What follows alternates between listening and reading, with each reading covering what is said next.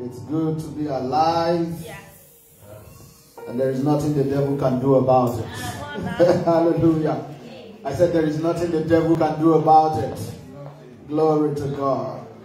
God is always faithful from the first Sunday in the month of January to the first Sunday in the month of December. And we have no doubt in our minds that he that has begun a good work in us is going to complete it. Can I hear an amen to that? Amen. I didn't hear your voice. Can I hear an amen to that? Amen. You will finish the year in good health. You will finish the year in prosperity. In the name of Jesus. We're going to continue in our study of faith. I believe that these are terrible times.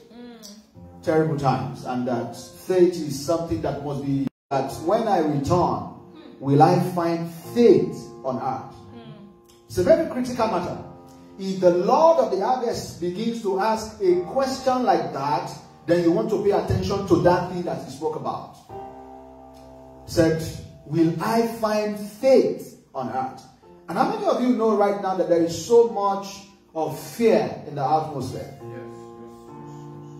Because the only thing the devil has to counter faith is fear. So if you tune to the news of the world, all you're going to hear is fear. This, fear, that, fear. The agenda is to increase your fear and decrease your faith. Because you can't have the two simultaneously. You can't have a balance of faith and a balance of fear. It's either you are full of faith or you are full of fear. Is somebody getting what I'm talking about? So the Bible says that we are not ignorant of the devices of the devil. One of the strongest devices in the hand of the devil is the spirit of fear. Bible says that God has not given us. So how dare you have what God has not given to you? Bible says every good and perfect gift cometh from above. But fear is not one of them. So if God has not given it to us, we cannot afford to take it. But that's what the world is offering us. That's what the devil is. He's not selling it. He's giving it out for free. All you need to do is to tune to your phone, tune to Google, tune to your news station, and you can have fear free of charge. Free of charge. You can get yourself into that bondage. Remember the Bible says that fear has torment. Fear is a bondage. And God has delivered us from that bondage. Amen. But you see, faith is also something that must be maintained. Faith must be maintained, and that's why we're going to keep on speaking about faith. I believe strongly that it's very critical. We were praying last night, and I was talking about Jesus saying, I prayed for Peter that his faith fail not. So it means that a person's faith can fail. Just like a person's heart can fail and he has heart attack, a believer can have faith attack. And he will get himself or herself into a place where he begins to have palpitations.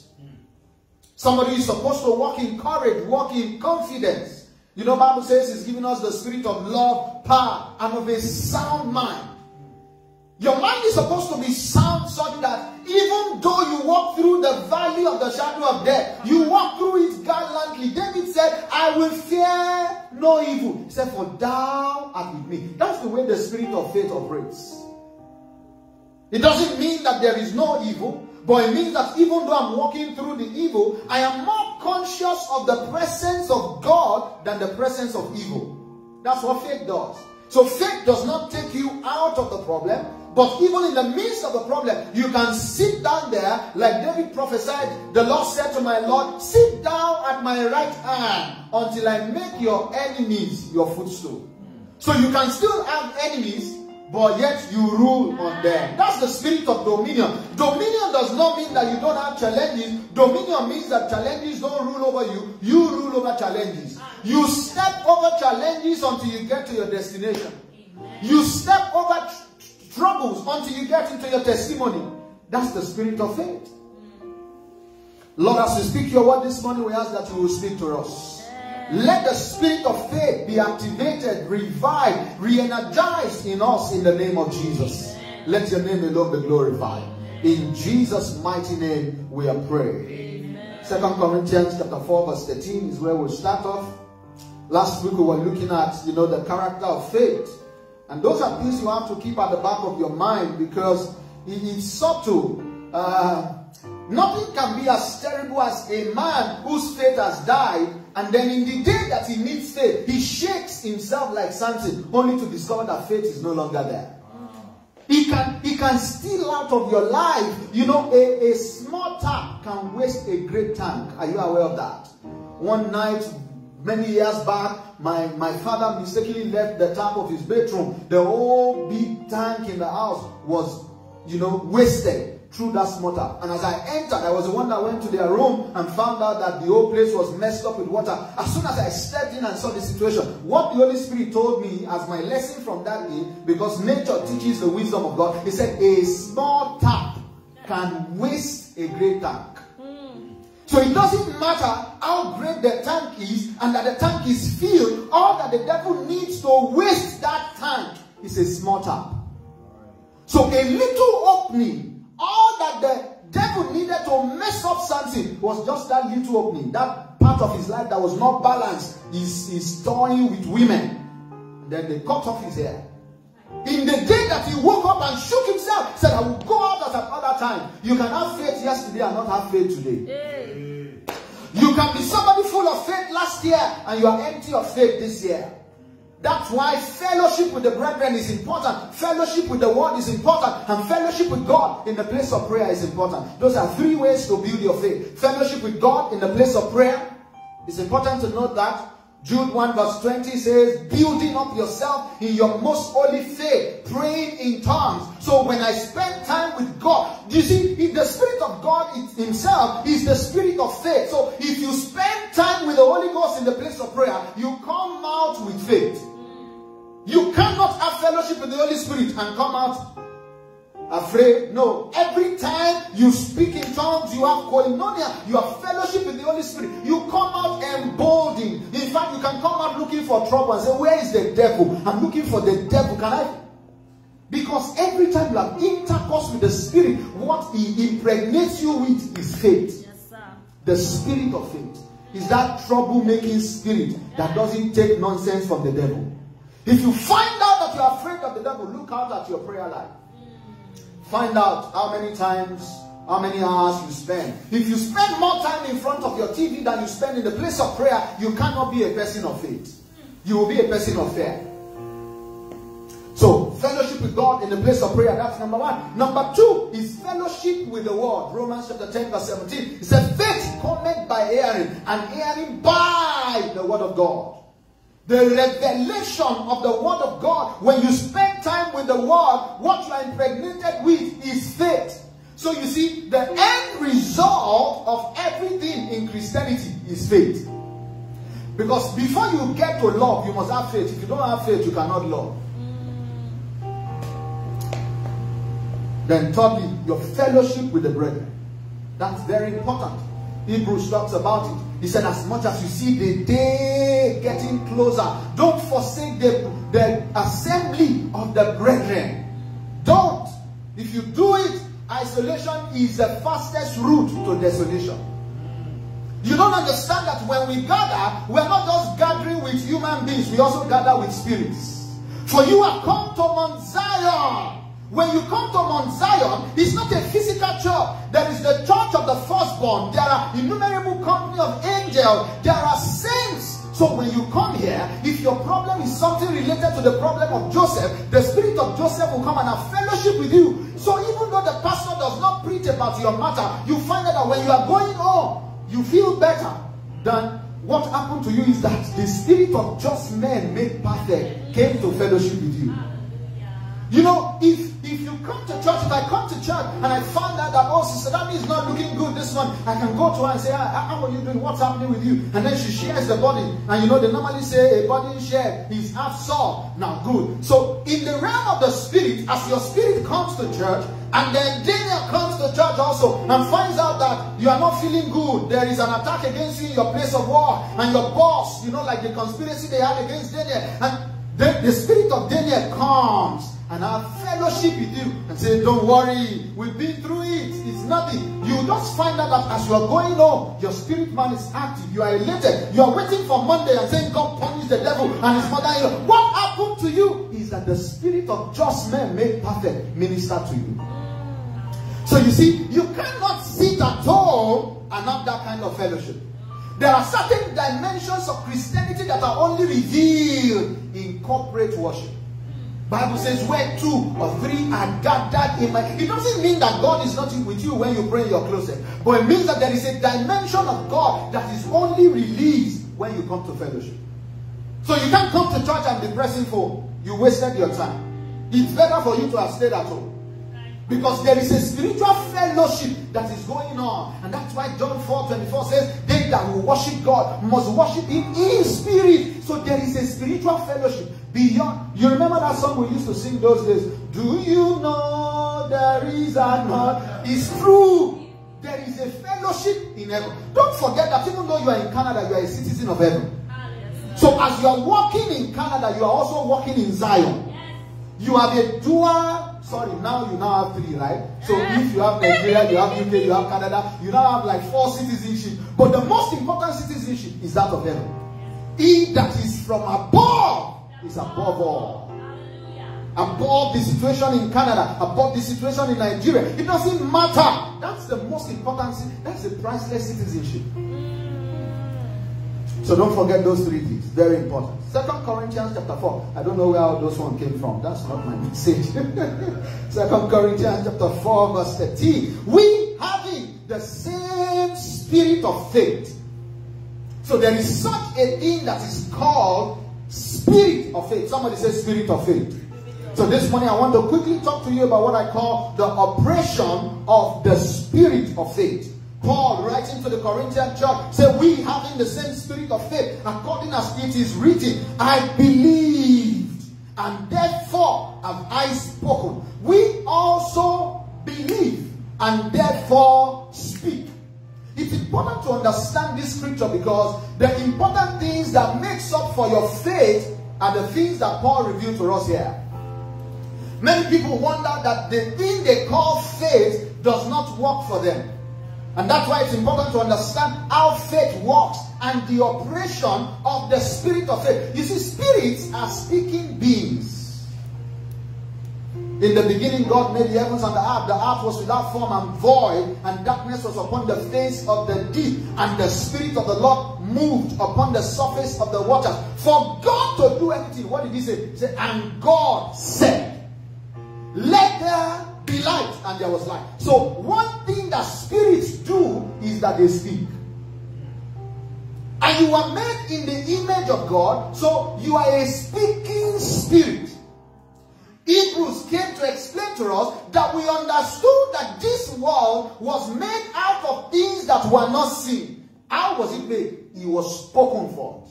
Let there be, and there was. He didn't do anything, he just spoke.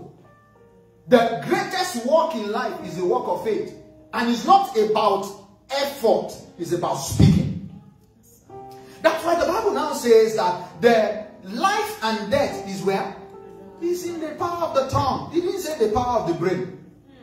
It didn't say the power of the hand. It didn't say it's in the soul. Life and death. If a man will die, he dies from his mouth. If a man will live, he lives from his mouth. There is so much power in your mouth that you can't afford to be a silent spirit. If your spirit is silent, the devil will destroy you. Oh, Acts of Apostles chapter 16, they put Paul and Silas in the prison, bound their legs, bound their hands and all of that. The mistake the devil made was that he couldn't bind their mouth. It doesn't matter what the devil binds. If he cannot succeed at binding your mouth, you can get out of the bondage. So the Bible says at midnight, Paul and Silas began to sing and pray. That was an act of faith. They prayed themselves into encounter and freedom. And God visited that place. The whole place was shaking. Their bonds were broken. If your mouth is active, he said, we believe and we speak. So when God stood in the middle of that darkness, all he needed to do was to believe light. The moment he believed light, he spoke it. Listen. That's the way faith operates. The operation of the spirit of faith is that man believes with the heart and does what? He speaks with his mouth. Many people who say, oh, I have faith, They say, I have faith, but it's in my heart. Faith in your heart does not work until it comes out of your mouth. I'm talking to you about the operation of the spirit of faith. So we having the same spirit of faith. The spirit of faith is not just a believing spirit, it's a speaking spirit. So there is a believing part and there is a speaking part. There is like a simultaneous equation. If you don't balance it, you can die with believing in your heart. Is somebody getting what I'm talking about? You must be conscious of this one. What he was quoting here was Psalm 116, I think verse 10. He said, I believe, therefore I speak. How you overcome, how you activate the force of faith is that you believe with your heart. That's the same way you get salvation, right? Romans told us in Romans chapter 10 verse 10. For with the heart man believes, but with the mouth confession is made. If somebody is dumb, God can make an excuse. But if you are not dumb, you must follow this principle. Is somebody getting what I'm talking about? Oh, because somebody may say, so what if somebody is dumb? Does it mean that I cannot accept Christ? Christ is not dumb. So Christ knows that the person is dumb. So if a dumb person comes and believes in his heart, we will excuse him to be saved. Do you understand what I'm talking about? But if you are not dumb, your mouth can talk. The implication is that for your equation to be complete, you must believe with the heart and speak with the mouth. Do you know that many times it is easy for people to say, I believe in my heart, but they don't speak it. Some manage to murmur it. Faith does not murmur. Faith declares. Faith speaks out of conviction. He speaks with boldness. We having the same spirit of faith as it is written, I believe, therefore have I spoken. He didn't say have I murmured. He didn't say have I complained. The reason why faith does not work for a lot of people is that, oh, we say, I'm believing God for healing. But what we say negates what we believe. I'm believing God for healing, but oh, this my head, they go, this my head, this my hand. No, that's not faith. When faith sees what God says, faith says what God says, not what the situation says. Is somebody getting what I'm talking about? So that's why you remember last month, Job was saying, when men say there is a casting down, I will say there is a lifting up. That's the way faith talks. That's the way faith talks. So there is a spirit in man. And you see, the moment you have that spirit of God and you begin to feed on the word of God, the dimension that God expects you to operate is not to speak your circumstance, but to speak the truth. God does not want you to speak the fact. He wants you to speak the truth. Because something can be factual yet not true. What is true is the word of God for your life. Bible says, let all men be liars and let God be true. So you see, we are not saying that you won't have situation, but we are saying that when you have the conviction of faith, what you will say is not what is happening. You will say what you want to happen. So God stood in the midst of darkness, but he didn't say, this darkness is deep. Oh. Faith doesn't talk like that. How you know that you believe in your heart is that you don't talk about what is happening. You say what you want to happen. Faith has a declaring ability to bring to pass. See, the Bible says we understand that the world was made out of what was not seen. That it was not seen does not mean it does not exist. Is somebody getting what I'm talking about? There are things that are not seen, yet they exist. In this room, there is network. Did you see the network? But when you put on your phone, does your phone show network? So it means that there is network in this room, but you cannot see it. Meanwhile, that network can power your phone. It's the reason why your phone can get messages or receive a call. So there are things, what faith does is that it takes out of the things that are not seen with naked eyes, transports them into reality. That's why Hebrews says faith is the substance. Faith is the evidence of things not seen. They are not seen, but they exist. So when I look into the word of God and I see healing and I see prosperity, I can't see with my physical eyes. It is revelation, the eyes of the spirit. When the Lord opens your eyes as you study the Bible and you see the revelation from the Word of God, you can by faith call those things out of the spirit realm. Let me show you what the Bible says. He said, it is God who calleth those things that be not as though they were. So I was doing some grammatical research on be. You see, be is saying something as form. You know, when we say you are a human being, you are not a ghost. You have particulate matter. You occupy space. We can touch you, we can feel you, we can undo you. So when he says those things that be not, it means the things are not tangible. The things cannot be touched with your physical hands, cannot be seen with your physical eyes. But he didn't say the things that do not exist. Because they exist, they are only not visible. There are things that exist in the spiritual realm. You remember the Bible says that you've been blessed with all spiritual blessings in heavenly places in Christ Jesus. All that pertains to life. He said you've been made complete in Christ Jesus. So there are things that exist for you in Christ. Your healing is in Christ. Isaiah chapter 53 told us that by his stripes you are healed. He didn't say you will be healed. You have been healed. So by faith, you can go into the room of healing and take out healing and bring it to yourself. Is somebody hearing what I'm talking about? The things that be not. So I can be shaking. I can have the doctor's report saying that something is wrong with me. But faith is saying healing is somewhere.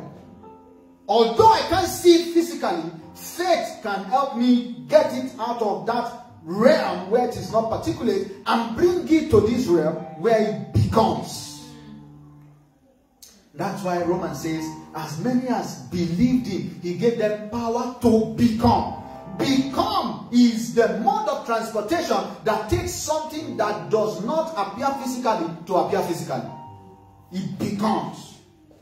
So he was not in the realm of the physical, but he existed in the realm of the spirit. When I believe, is somebody getting my grammatical study? It becomes. Is somebody getting it? So it bees and then it comes to me. When I believe, I become. If I can believe and speak it, that thing will jump out of the spirit realm and become. So it says the operation of the spirit of faith is that God calleth those things that be not as though they were. Let's look at that one. God calls those things that be not as though they were. So it means that before they appear, God begins to call them as if they have already appeared. Yes, sir. Is somebody getting what I'm talking about? So faith does not say, it will be done. No, faith says it is done. It is done. Hallelujah. He calls, and I'm going to show you an example with God and Abraham. He calls those things that be not. So if you're listening to me right now and you are sick in your body, you are not saying, I know God will make me whole. You are saying, I am whole. Yes, sir. No. That's the way faith talks. I know I will be fine. I know it is well. I am whole. Let the weak say, I am strong. He didn't say, let the weak say, I shall be strong. Because shall is like the strongest word that you can use to say somebody will do something. That's why serious constitutions use shall, not may. But you see, faith does not even say, I shall be strong. Faith says, I am strong. You bring something out of the future into the present. And you are saying, this does not make sense. I agree, but it makes spirit. It's the way spirits talk. And you have spirit. The spirit of faith. He said, I believe, therefore have I spoken. And my aim this morning is to just get your spirit of faith activated to the point where you start to speak. Because until you start to say it, you can die believing. Person can die pregnant with a lot of things, but because he did not speak it, he will not see it. So he says, God is the God that calls those things that be not as though they were.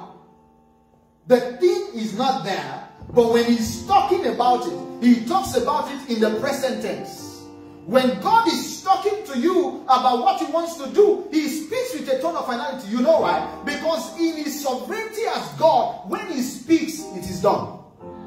It's not that it will be done. You are the one that has not stepped into the reality. So if God says, I've given you a husband, in the eyes of God, you're already married. Is somebody get what I'm talking about?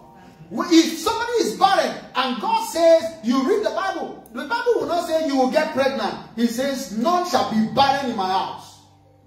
That's a tone of finality. The moment you enter into that revelation, in the eyes of God, you already have children. All you need to do is to speak when you believe. I'll show you an example. In Genesis chapter 16, you remember that God met Abraham in Genesis chapter 12. Come out of your father's house, from your kindred, and from your nation, and I'm going to bless you. Through you, the nations of the earth will be blessed, and all of that. And God began to speak to him that he's going to, through his seed, right? His seed. And then they waited for many years, and the seed was not coming between him and his wife, Sarah. And then by chapter 16, they began to work out something for themselves. Sarah suggested, let us go into Hagar and make something happen. That didn't happen. In Genesis 17, God came back. And God said, I see that you have done something for yourself, but that's not what I'm talking about. I don't do things by the arm of the flesh. I do things by the spirit of faith. What I want to give you is not something that you do corner. What I promised is not a son through you and another woman. It's through you and your barren wife, Sarah. I want to show you that with me, nothing will be impossible. So I see that you still have seed. Your seed is still active. That's why you can get a younger woman pregnant. I'm going to wait until your seed is no longer active, and then your woman has passed menopause to show you that there is no impossibility with me. I'm not trying to make it happen. I do all things. So in that chapter 17, one of the logic that God changed for Abraham was that he changed his name from Abram to Abraham. I want you to pay attention here. God was trying to change the logic of Abraham. So he changed his name from Abraham. Abraham means exalted father. Abraham means father of many. So you see, when people talk about name change, God wasn't changing Abraham's name because his name was bad. No, Abraham was a good name. If you still call your son Abraham, you are saying he's an exalted father. He's a big guy. There was nothing wrong with the name. God was trying to teach Abraham faith, so change his picture. When God wants to help you, what he does is that he gives you a different picture from what you are seeing. He gives you a different confession from what you are saying. Abraham was still saying, I don't have the many children you promised. God is saying, I'm changing your name from exalted father to father of many. The implication of that change of name is that every time you call Abraham, you are calling him father of many, even though he doesn't have the child of promise yet. Somebody gets what I'm talking about? So when God wants to change a man that is poor from poverty to prosperity, he will start calling him prosperity even when he's still poor. Hallelujah. Is somebody getting what I'm talking about? You are saying, my condition has not changed. God is saying, if your confession changes, your condition will follow.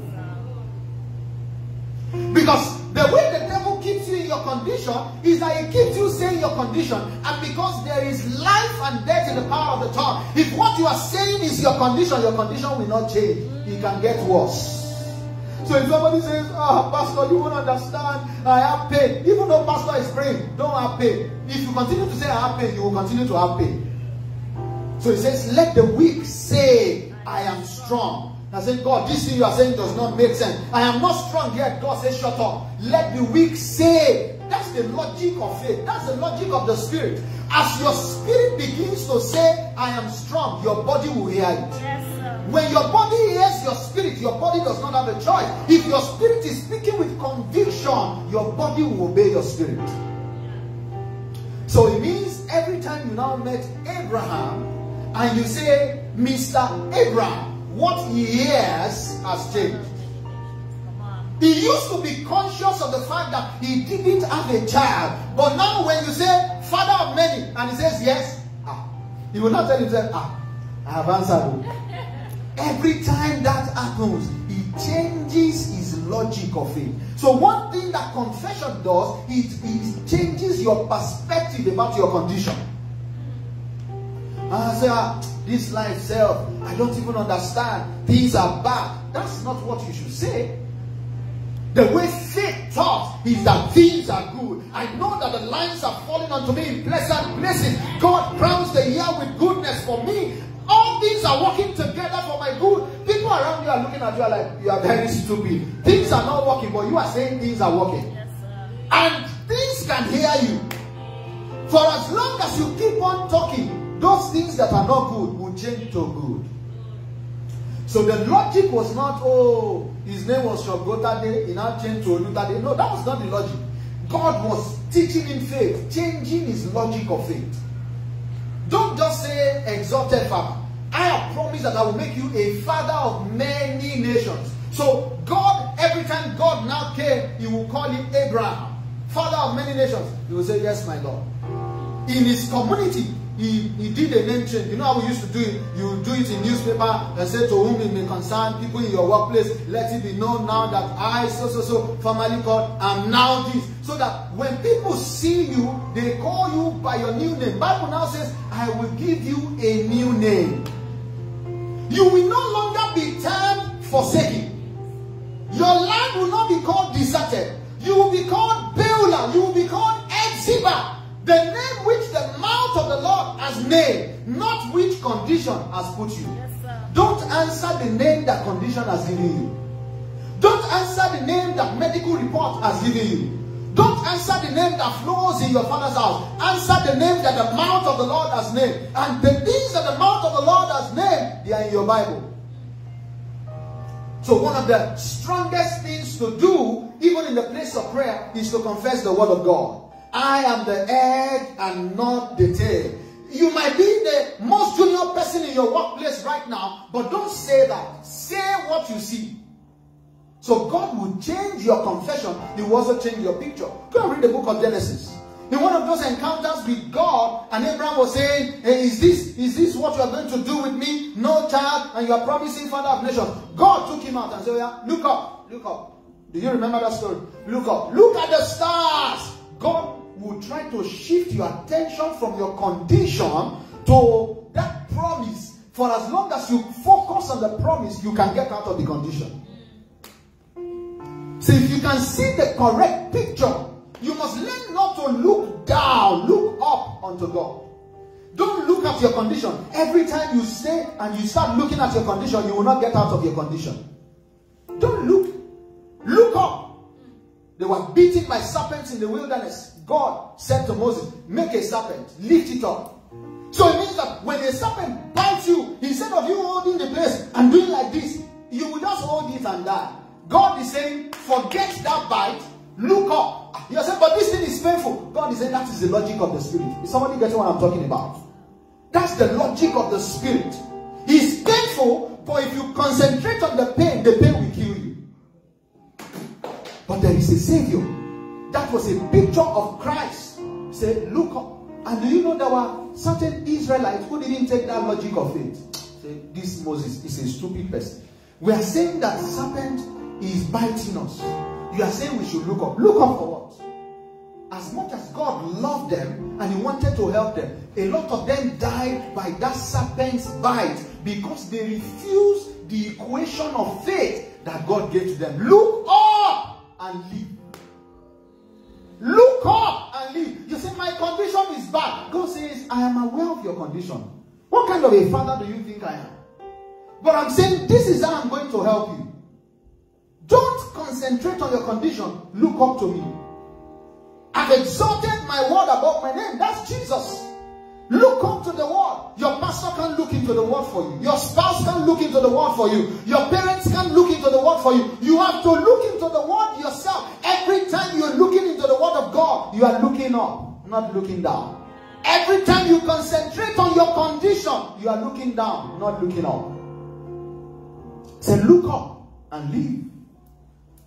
Don't throw a pity party. It's not going to help you. Say, what party do you belong to? Now say it's Pity Party of Canada, PPC. It's not going to help you. Every opportunity you have, you whine, you complain. It's not going to help you. Look up. Somebody say, look up. Look up. That's what God is saying. Every time you fall down, don't stay down. Look up. Somebody says you can fall down, but even when you fall down, make sure you fall on your back so that you can lift up your eyes. I will lift up my eyes to the hills from whence cometh my help. My help cometh from the Lord who made the heavens and the earth. If the devil cannot keep your eyes down, you can always go up. Your life will always travel in the direction of your sight. Are you aware of that? Your life will always travel in the direction of your sight. So Jesus said, if your eye be single, you can't be looking at the world and looking at the condition. He said, what did that place say? Okay, but my condition. That way, you will. Bible says, he that doubts is as a wave of the sea. Let him not think that he can get anything from the Lord. You can't get anything from the Lord living that way. So today, I look at the world, but tomorrow, I look at my condition. That's a terrible weather condition. Say, look up and speak up. If you don't speak, you can't get to the peak. Because in the word speak, if you take S, what you have there is speak. Speak.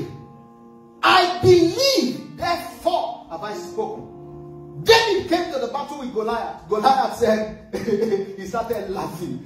The Bible painted this picture and said that guy was a giant. And David was withal of a ruddy countenance. He was 17 years. So it's not your age, it's not the size of the problem, it's you understanding the logic of the spirit of faith, the operation of the spirit of faith. So when the guy saw David, they said, is it that there is no human being in Israel that they now sent a teenager to come and fight me? And David looked at him. The guy said, I'm going to kill you and give your body to the birds of the air. David said, you don't know anything. You don't understand. It was not the stone. It was the faith. It was not the stone. It was the faith. The weapon of our warfare are not carnal. So it wasn't stone. It was faith.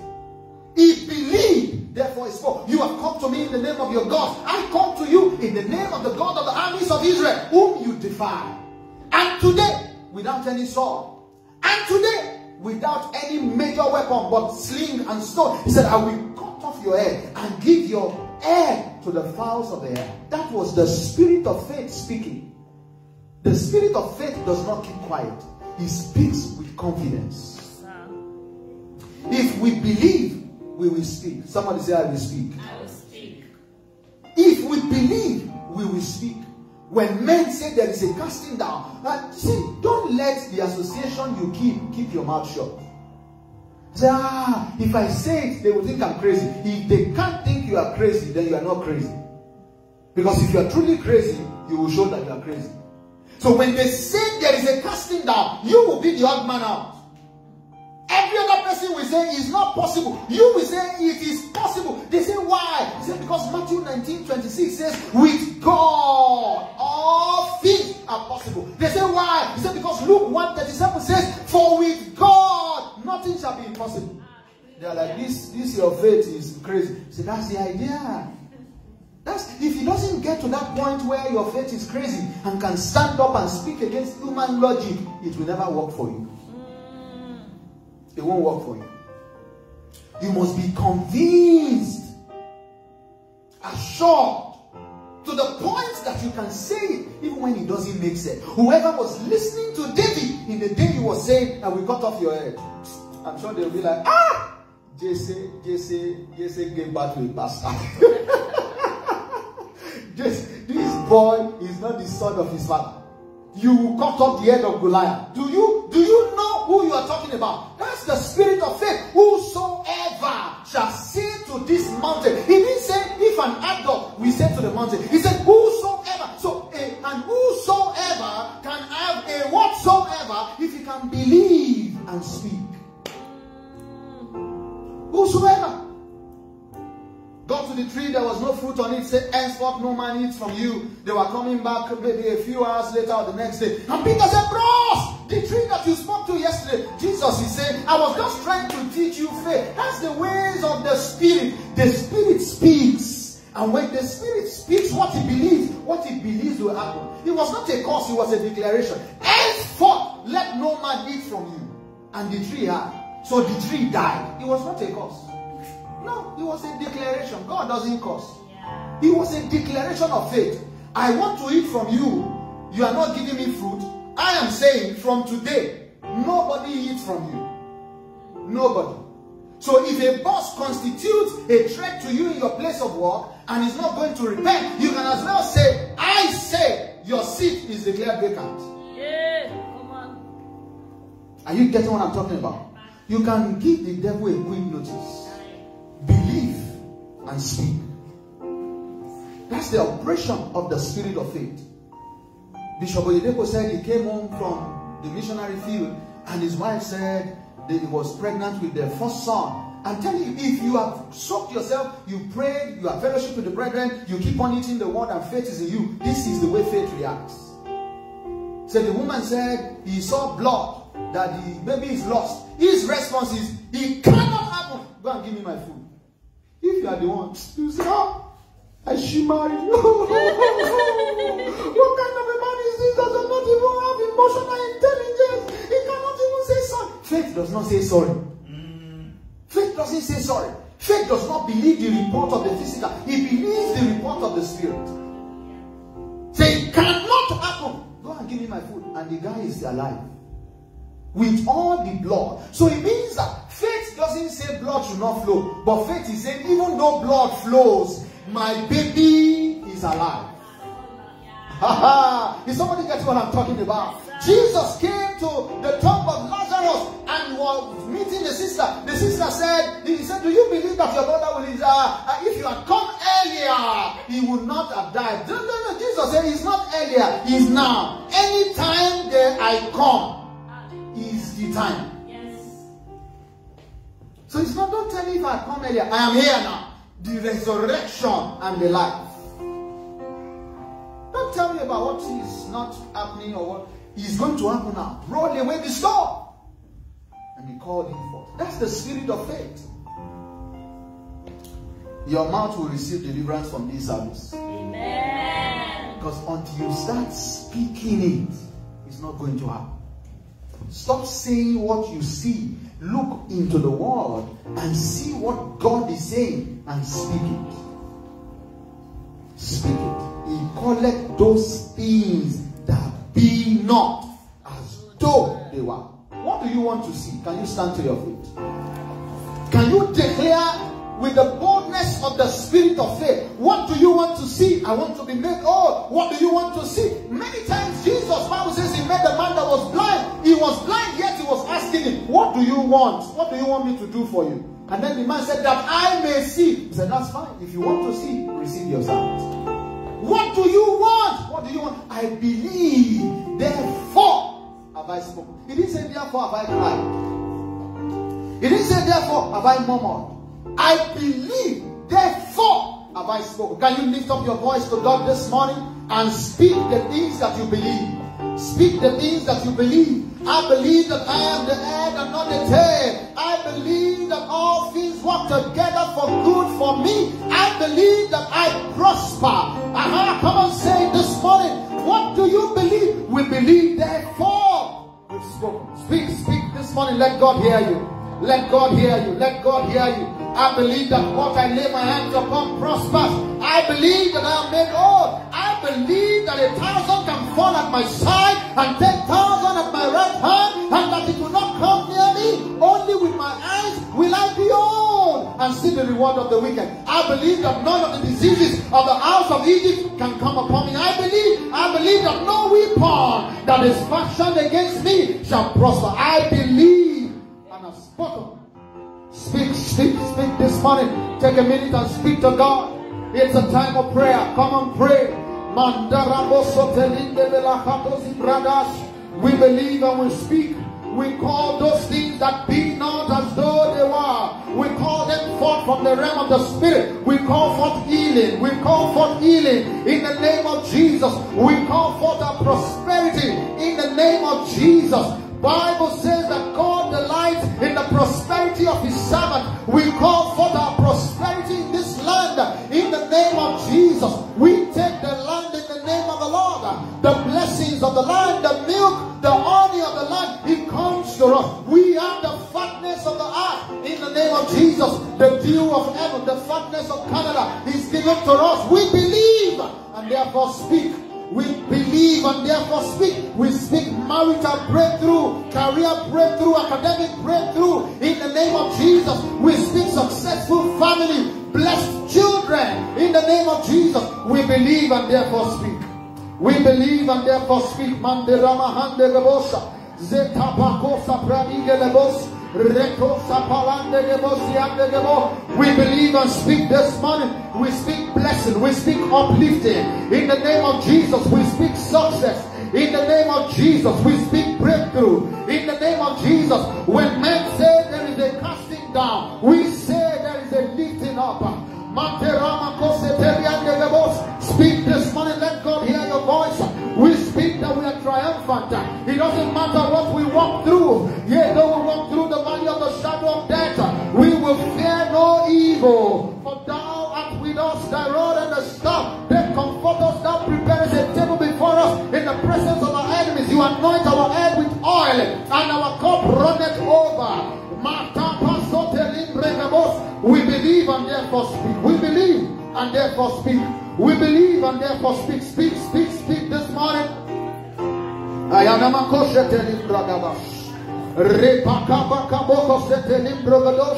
Whosoever shall say to this mountain, speak to that mountain, say, be taken up. Who art thou, O mountain, before you become plain today. Every mountain goes down, every challenge is surmounted in the name of Jesus. I say to the mountain, be plain, be removed in the name of Jesus. Bible says it will come to pass. If you believe it and you say it, it will come to pass. It will be done for you. He said, by faith we understand that the universe was created by the word of God. The world was framed by the word of God, so that what is seen was made out of the things that were not visible. If they are not visible, does not mean they do not exist. We call them forth this morning by the power that called forth Lazarus out of the tomb after 4 days of being dead. We call forth our blessings. We call forth our glory. We call forth our breakthrough. We call forth our promotion. We call forth our destiny in the name of Jesus. We believe and therefore we speak. We believe and therefore we speak. Oh, we give you praise, Jesus. We speak healing, we speak breakthrough in the name of Jesus. Oh, Father, we give you praise. We give you praise. Just go ahead and worship him this morning. Go ahead and worship him this morning. He is good, he is faithful. Thank him for the spirit of faith. Say, Lord, I thank you for the spirit of faith that is re-energized, for the spirit of faith that is reactivated in me this morning.